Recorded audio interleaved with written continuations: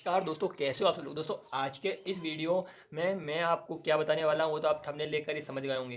दोस्तों हर एक यूट्यूबर का सपना होता है कि वो अपना फर्स्ट पेमेंट रिसीव करे जल्दी से जल्दी। तो दोस्तों मेरा भी वही सपना था और आज मेरा सपना पूरा हो चुका है। दोस्तों मैं आपको बता दूं कि आज की इस वीडियो को अगर आप पूरा नहीं देखते हो और अगर आप स्किप कर करके छोड़ के चले जाओगे तो आपको कोई फ़ायदा नहीं होने वाला है। और पहली बात, आपको अगर आप यूट्यूबर हो, मुझे पता है कि यहाँ पर जो भी मेरे वीडियो देखते हैं उसमें से आधे लोग तो यूट्यूबर होंगे ही।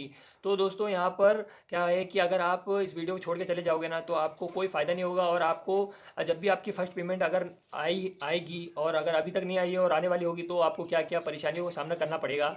मेरा फ़र्स्ट पेमेंट आ गया है और फर्स्ट पेमेंट आने तक मुझे किन किन परेशानियों को झेलना पड़ा, किन किन कठिनाइयों का सामना करना पड़ा। दोस्तों मैं आपको यहाँ पर पूरी प्रोसेस बताता हूँ। सबसे पहले आप इस वीडियो को बिना स्किप किए पूरा अंत तक देखिए। चैनल पर नए हैं तो सब्सक्राइब जरूर कर देना। दोस्तों मैं आपको बता दूँ कि यूट्यूब का फर्स्ट पेमेंट आने के लिए आपको भी किन किन कठिनाइयों का सामना करना पड़ेगा।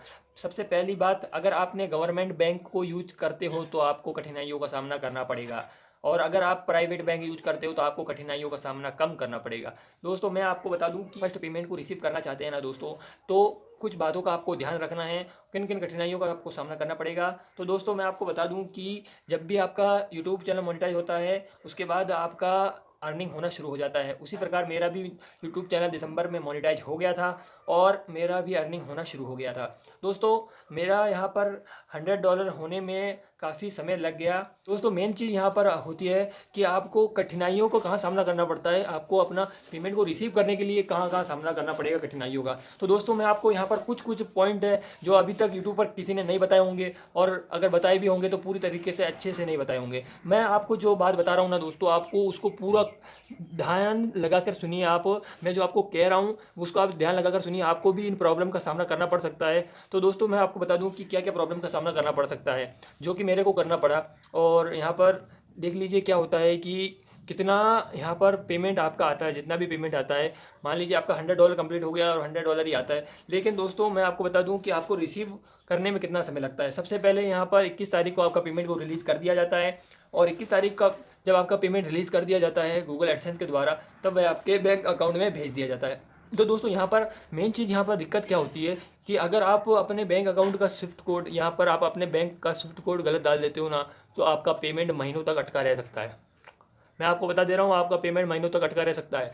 क्यों अटका रहेगा? क्योंकि आपने स्विफ्ट कोड गलत डाल दिया। कभी भी आपको गूगल पर सर्च करके स्विफ्ट कोड नहीं डालना है, आपको अपने बैंक मैनेजर से जाके पूछना है स्विफ्ट कोड और उसी स्विफ्ट कोड को आपको यूज करना है, बाकी आपका पेमेंट अटक जाएगा। दूसरा सवाल ये है कि आप किसी भी बैंक का, जो मिनी स्टेट बैंक होते हैं उनको यूज मत कीजिए। अगर आप उसको यूज करेंगे ना तो आपका पेमेंट आने में और भी समय लग जाएगा और उस बैंक में आता भी नहीं है। जैसे कि मैं आपको बता दूं कि जैसे SBI का होता है, मिनी स्टेट बैंक होता है, जीरो खाते, जनधन खाते, ऐसा कुछ होता है, तो उसको आप ऐड ना करें क्योंकि उसमें आपको आने में बहुत ही तकलीफों का सामना करना पड़ेगा।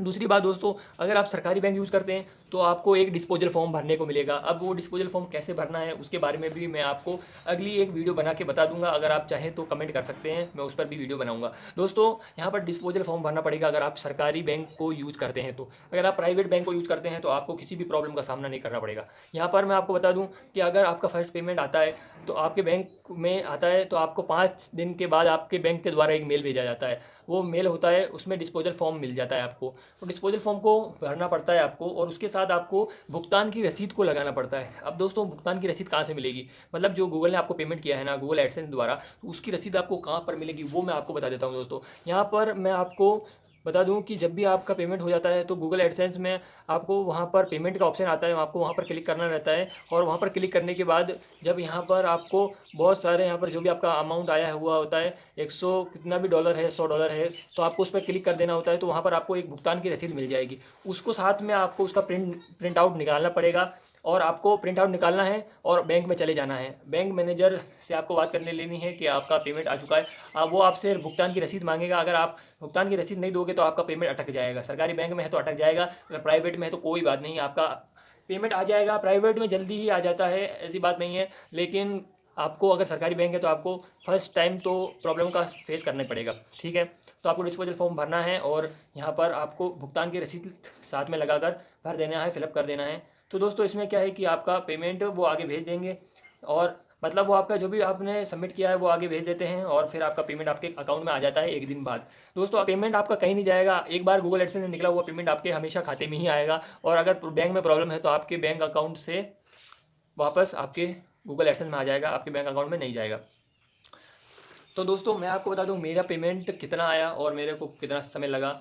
और तो दोस्तों मैं आपको बता दूं मेरा पेमेंट इतना आया है कि यहाँ पर आप साइड में देख सकते हैं कि मैं इस मोबाइल को यहाँ पर ख़रीद सकता हूँ, इतना मेरा पेमेंट आया है। और पेमेंट आने में मेरे को बहुत ही परेशानी हुई, लेकिन दोस्तों हर यूट्यूबर का सपना होता है कि उसकी फ़र्स्ट पेमेंट आ जाए। तो गाइज़ मेरा भी सपना पूरा हो गया।